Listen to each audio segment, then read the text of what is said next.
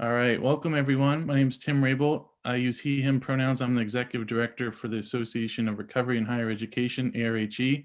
Thank you so much for joining our first kind of year in review. If you have been a member of ARHE for a bit and you've attended the conference, you might be familiar with this type of presentation, which we've usually done at the annual members meeting, used to kind of be combined with the town hall. And it covers just a lot of different things that have kind of gone on for ARHE throughout the year. The difference, what we'll do today is kind of focus more on the actual calendar year versus the conference, which has typically been in the summer. It's kind of just that first half and what's happened since the last time we've met. So a quick agenda you can see on the screen, hopefully, or if not, let me know in the chat box if this isn't displaying. But we'll go through just some quick numbers, and that kind of ties right into the financial information and membership growth. A few of our kind of key programmatic aspects throughout the year, including Collegiate Recovery Day, conference, staff summit, annual elections, and then talk about a few different pieces that we've grown quite a bit in terms of the advisory council, our fellowship and internship program, grant developments, and then looking ahead to 2021 and some different ways to get involved. And then, like I said, kind of put this on pause, stop the recording, and take some Q&A. The plan is to not give an hour-long presentation because I think that's the last thing anyone needs. So I'm hoping to go through things pretty quick. I won't be able to see the chat box too much, so apologies that I won't be able to interact with folks through there, but feel free to introduce yourselves in there, name, pronouns, institution, if you want to chat amongst yourselves, and we'll go through this and then open it up for some discussion. So thanks again for joining. So just some quick numbers. Also, let me move the kind of Zoom screen, the video piece, so I can actually see some of this. So as some of you may know, Collegiate Recovery Day, we launched it this year on ARHE's 10th anniversary. That anniversary marks the first day of the first Collegiate Recovery Conference, where the idea for ARHE kind of came about down in Lubbock at Texas Tech University back in 2010. The 75 piece, we've published a lot of content that you'll kind of see in these different numbers over to the right, but yeah, 75 different webinars and blogs throughout the year. I think it's been great that we've been able to capture some of these different like presentations and conversations and things that have kind of come up in a more scattered manner in the past, and now have an opportunity to turn them into something that lives on and has easy accessibility for folks to watch these videos again on YouTube, go to the collegiaterecovery.org website, read these articles, and that's definitely an area that we're hoping to build on quite a bit more next year, and take the basis of that content and turn it into things that will be a bit more specific and in depth for collegiate recovery staff and for the profession overall. We had a record number of donations this year. That number marks, most of those are actually from Facebook. So folks that either do birthday fundraisers for us, gave to us on Giving Tuesday, gave to us for Collegiate Recovery Day, things like that. So there will be a lot of holiday thank you cards going out. That's what that number means. Over on the top right, that's actually our institutional number that member number that we've gotten to at the end of this year. Just for reference, in February 2012, we had about 14 schools. So in less than a decade, it has that 10x growth, which is great to see. And then on some of these upcoming slides, you'll see a little bit more on overall membership numbers. And then the 500 plus, those are all the hours of digital content throughout the year, which is kind of wild to think about, averaging like 10 hours a week between the conference, which was a big chunk of that. I mean, that was probably like a fifth of that number. And then, we have other events that we've done, like the staff summit, things throughout Collegiate Recovery Day, a lot of the weekly webinars and staff chats and different pieces like that. And then, as we'll dive into a little bit more, we had a record number of attendees at the National Collegiate Recovery Conference, topping the number we hit in DC a few years back that was, I think, around the 650 range. So a lot of great information to see. So jumping into our financials quite a bit, this is our way of kind of trying to summarize it in these main categories, you can see there's pretty much four main buckets, grants being one that is fairly new for us, and we'll dive into those a little bit more. And as far as like an outlook, those four areas are going to be a kind of like the anchor for the association. What we're hoping to add eventually is like a fifth one that's more around training and accreditation. And we really think that those revenue streams combined really provide a collective strong base for the association to move forward. So membership, you'll see on the in a slide or two, membership grew this year. It did not grow at the same rate as past years. Obviously, it was a tough year in that regard, but the program revenue, that's really the events. That's what makes that up the most. So the conference being a huge portion of that, as well as, in the past where we did the student leadership summit, or, this year we did the staff summit, different pieces like that kind of go into the program revenue. Donations, there's some corporate gifts we get, and then a lot of that is these small grassroots gifts. I think the average gift size we have is around $44, and you saw on the previous slide just how many individual gifts that we do get. So it's greatly appreciated, because we do kind of wear these two hats. Some of the folks that know ARHE well, in the sense of ARHE is a professional membership association, so we obviously have members and are trying to develop that aspect out a bit more, where we are offering more professional resources for staff and building out the profession, and having training offerings and eventually accrediting collegiate recovery programs. The other hat is kind of this national collegiate recovery organization, right? So there's this, the events and the stuff for students, and some of the things that may not fall under that association hat, but are still important for the field to ultimately progress, and are things that membership indicate that they want in some way, shape, or form. So all of the revenue pieces totaled just over 270,000. Not final numbers, obviously, since we're not completely done yet, but such is the case for now. And then on the expense side, the good news is that that number is lower than the revenue side, which means we did well this year. Yeah, I see Bruce cheering. Appreciate the excitement, because as some folks know, there was tough years in the past, and I think folks would not have been surprised if this year was another tough year. But things have worked out with the pivot. Everyone's using that term in some variety, but the pivot to this kind of virtual landscape and focusing more on connection and community building the best we can. So again, the programming piece, that is really the events. That's almost entirely the conference over on that side, which usually would be a whole lot more if it's in person. So the fact that it's going to be virtual again is in our best nature and in the best interest of a lot of programs who have tight budgets or frozen budgets, and safety at the same time. Operational, that's mostly staff time. So I'm full-time. Louise, that some of you may know, is our business manager. She's about 50% time. We have some subcontracts out. We outsource our accounting. We put a lot of funds into our internship and fellowship program that we'll dive into a little bit, and then all the other costs that kind of add up. So it was a good year as we kind of close things out in that sense. As you can see in this chart, the blue line is total membership. So we're still on the rise, about 50 new members this year. However, that kind of exponential growth in the orange line in terms of how many new members joined kept going up. And you saw last year was over 100 new members joined, and that came back down. So, don't be fooled in the sense that membership necessarily shrunk. It just grew a little bit slower this year. I think, all the things going on with higher education spending, seeing as that's most of our members, is a pretty easy explanation for that piece specifically.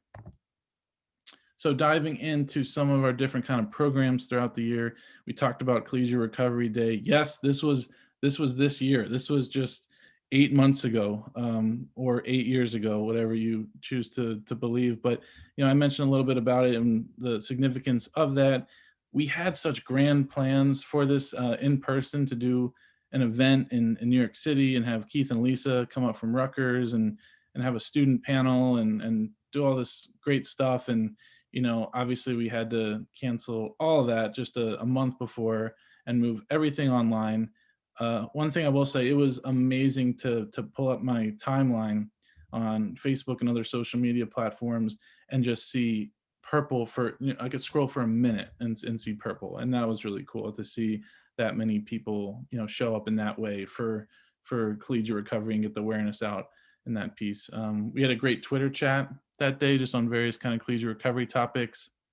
We did an interview with Kitty Harris and Patrice Selmary, and ultimately made the best out of that day. This sign that we posted in here, saw a lot of folks, either print that or post it and edit the PDF, and it was just a great awareness day for ARHE and for the collegiate recovery field in general. The conference, as we mentioned a little bit, again, we by mid-March, that's generally where a lot of stuff is locked in, and for an in-person conference. And I'll tell the story. It was a Tuesday where I was driving back from the grocery store, and it was before everything kind of went very far south. And my mom was talking to me on the phone. She's like, "You're probably gonna have to cancel that conference." And I laughed it off. I was like, "Okay, mom. Like, we'll see about that." And lo and behold, like a week later, I think we were calling maybe like emergency board meeting and figuring out what we were going to do, and looked at the different options in terms of postponing, canceling altogether, moving it virtual in the fall, keeping the same dates. And I think we made the right call. And we had record number of attendees, nearly 100 hours of sessions. It was the most financially successful conference that we've had, and that led to the decision again to have it be virtual again next year. And we'll see where things go. For folks that attended, I think we made some good steps forward in the content areas. Most importantly, infusing different aspects of equity and justice work. I think the timing of that, especially with everything that happened over the summer and continues to happen and has happened, has made it more clear, especially to to me, and I think to all of us, that this can't just be something that we say we're going to talk about, or that we're going to have a track on, or that we're going to have one speaker on, but actually do the work internally and personally, and then infuse this into every single decision and every single part of the conference and other events that we can. And if there's one thing I would say, I'm proud of, aside from like how the association got through this year, it's, I think, that trend, like that trajectory that I think the field is embarking on. So it was great to see that at the forefront for the conference specifically. Just last month, we had the Collegiate Recovery Staff Summit. A year ago, we were in Santa Barbara and had that out at UCSB. It was a great event that we had last month. We packed it all into one day.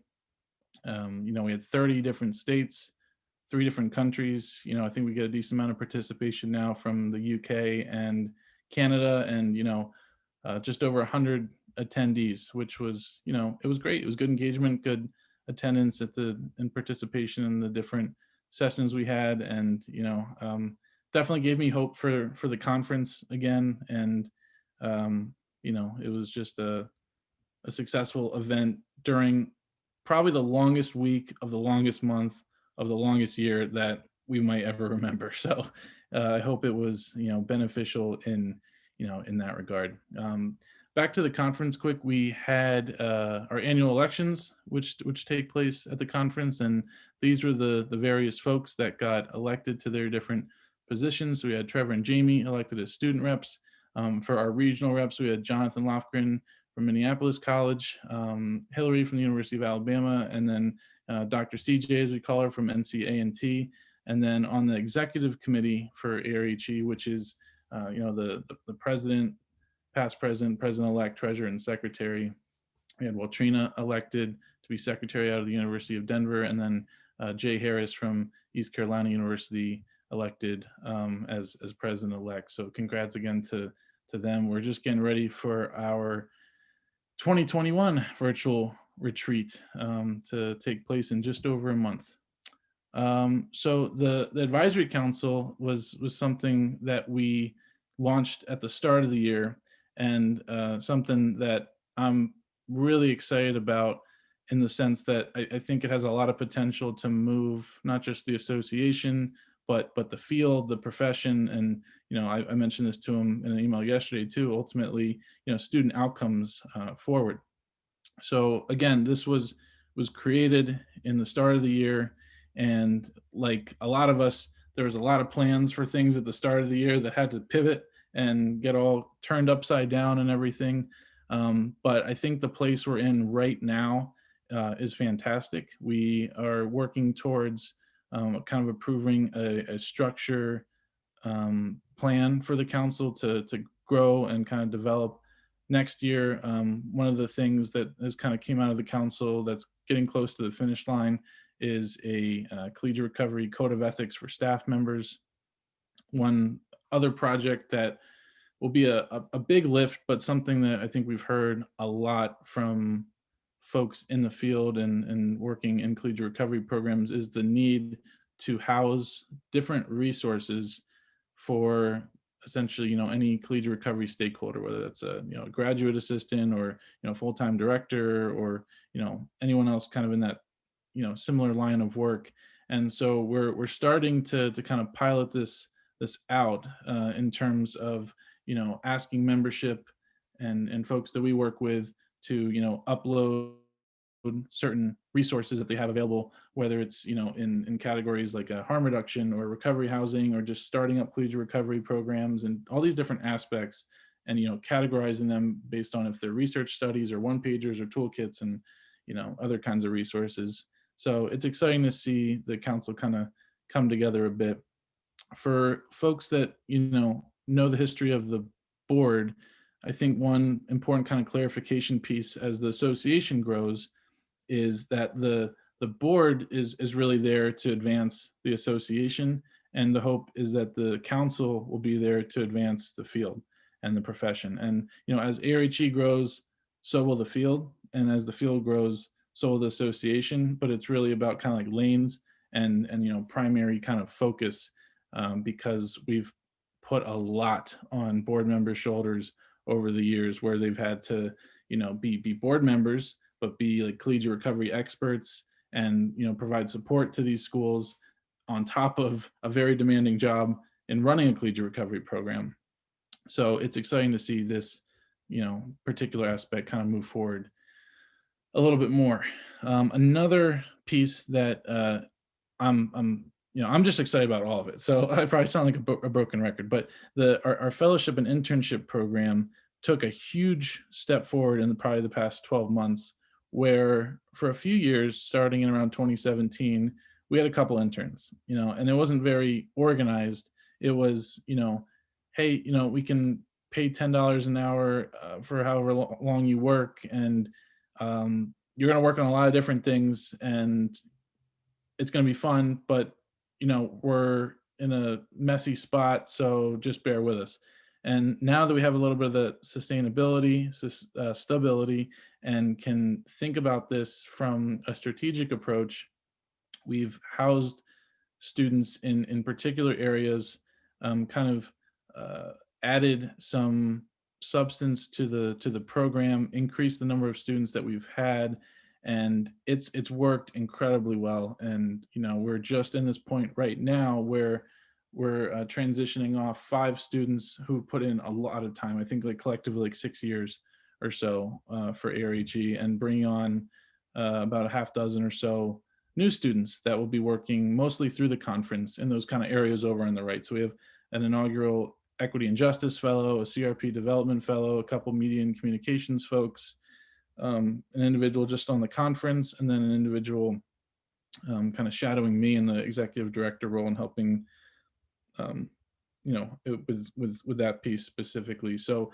we'll get them up on the website, and you'll see them at different Zoom rooms and pieces like that. But folks that did attend the conference last year know just how present they were, and how much of that conference's success we owe to the interns stepping up. And we had this wrap up webinar with them yesterday, and I think like one of the best things to come out of this is, for me at least, like redefining this perspective of interns and fellows, and not not just giving them kind of like tedious tasks, but looking at them as part of this entire process, like as part of the organization, and giving them um, a lot of responsibility and empowering them to make decisions, and carving out literally things that I would be working on as executive director, and trusting them with it, and to see how they've grown. It's just it's awesome. I feel like I have my own little collegiate recovery program, so I can kind of finally have that shared experience with you all. Jumping into the grants a little bit, and kind of wrapping up here in the next 10 minutes, then we can move into the Q&A. We've never really had grants. Like, we don't have experience. We don't have grant writing experience, definitely not on the federal level, but we kind of went 0 to 60 with grants. And we received a few this year. Most notably, the two I'll share about are this one here from the Foundation for Opioid Response Efforts. We applied and were accepted for some kind of COVID relief funding for supporting kind of the work that we're doing virtually throughout the year. So the staff chats, the blogs, webinars, events, and then the intern program, as we kind of mentioned. So it was a great win for us, because we want to do that stuff anyway, and we had some of the funding to do it. And pretty much all of those funds went, maybe the events here and there, but it pretty much went to folks in the field or students in collegiate recovery programs to help put all this stuff together to benefit those same groups. So we thought that was, a great success. The other one that kind of came to us was from the Independence Blue Cross Foundation, and they work with quite a bit of schools out in the Northeast, and approached us wanting to work with a handful of Philadelphia area colleges to develop out collegiate recovery programs, which we're in the middle of right now. And what that kind of looks like is, having these initial conversations. We have a team of collegiate recovery staff that we kind of subcontracted out from various institutions throughout the country to develop a readiness survey that was administered and kind of analyzed, and then building a technical assistance plan to ultimately move them to a place of having the foundation for a collegiate recovery program. It's been a great learning experience so far. It's still pretty early, so it's kind of hard to fully report out on it, maybe more at the conference. But if this does work, it's a lot of potential for us to go to other foundations, or them to put more funds into this kind of moving forward. I think one of the variables that's tough is, you can give us funding to work with staff to help schools, and give funding to the schools, but you still need to get the investment and buy-in from the school itself. And that's the variable that you can't always necessarily purchase or make a gift. I mean, sometimes if the gift's large enough, that'll probably do it, but not necessarily the case with this one specifically.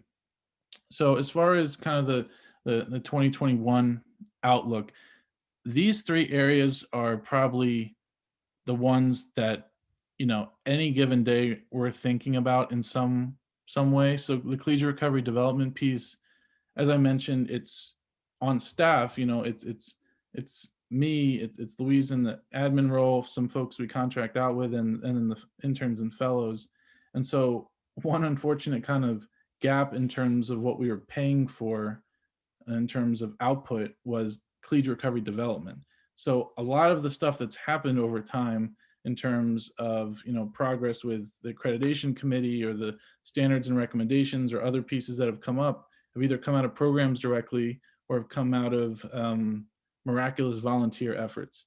So between the advisory council, some of this grant work, accreditation, it's a huge focus to move that forward to ultimately benefit programs, yes, benefit the profession, yes, add a layer of kind of legitimacy to this work, and move the association forward, and bring the field along with us. The equity and justice work, again, not wanting having it to appear on there as like as a priority in the sense of, check mark, it's done, we've solved this, but having it at the top of what we're doing at all times. So some of the different pieces here, we talked about the fellowship.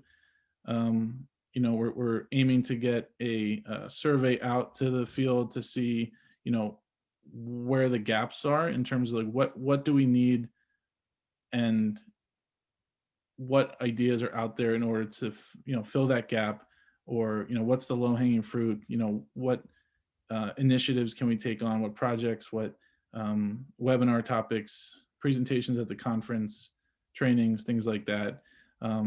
We also have some plans to launch a ongoing seminar series focused on equity and justice in the collegiate recovery space. Originally, it was thought to be kind of a standalone event, and again, just as we're all growing, like realizing like we don't want to compartmentalize it. We want to have it be something that's, for lack of the better term, just infused everywhere in what we're doing. The board has budgeted around $10,000 for kind of equity and justice work. So that includes internal work that the board and staff can participate in, as well as some other initiatives that have been floated around that we're excited to kind of make announcements on as 2021 nears. And then this third category is just growing the actual ARHE organization, like growing the association itself. So there's a lot of committees, there's the fellowship program, these grant pieces, and then developing the board out so that the board is doing the work and working more efficiently and effectively to protect and advance the association. So a lot of ways to get involved. We've mentioned pretty much all these, so I won't go through and repeat them all, since I think we've covered them all in some way, shape, or form. These last two pieces, so the CCP is a new item that hasn't officially been launched. What that will be is our contractor and consultant pool. So essentially, as more work develops in this space, since ARHE does not have the capability and skill sets necessarily always on staff, we increasingly are working with folks in the field to help with a lot of these projects and things that we've been talking about, the past half hour. And so that'll be a way for folks to actually apply and be in a database that we can then review and select folks as needed, which will be great. It's a great way for folks to get involved directly and get some of these things done that we just haven't been able to, make significant progress with. And the last piece, the general volunteering, we're trying to expand that a little bit. We have folks that can join various committees, and at the conference and with events we get a lot of volunteers, but we haven't really had that organized way to get volunteers year round. So a lot of ways to get involved. Very ambitious kind of agenda for what we're trying to do, but the state of the association is strong. I know it's been just a weird, tough year, and folks are anxious to get back to that sense of normalcy. But I think it's trending in that direction, and to see the different ways that the field has ultimately kind of come together and supported one another and built that sense of community has been inspiring, and just fills me with a lot of gratitude that I get to serve in this position. Collegiate Recovery saved my life, and I feel like it's the least I can do to give back in this role. So with that, I will stop the screen sharing and stop